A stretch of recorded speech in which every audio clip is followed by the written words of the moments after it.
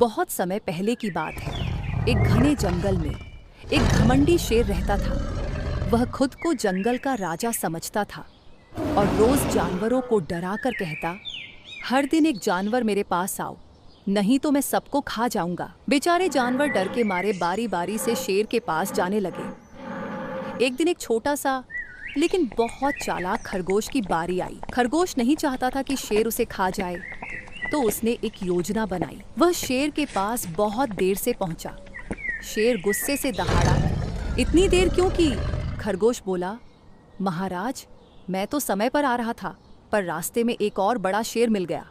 उसने कहा कि वह असली जंगल का राजा है और वह आपको चुनौती देता है। शेर को बहुत गुस्सा आया। वह गरजते हुए बोला, मुझे ले चलो उसके पास। चालाक खरगोश शेर को एक गहरे कुएं के पास ले गया और बोला, वो शेर यहीं छिपा है।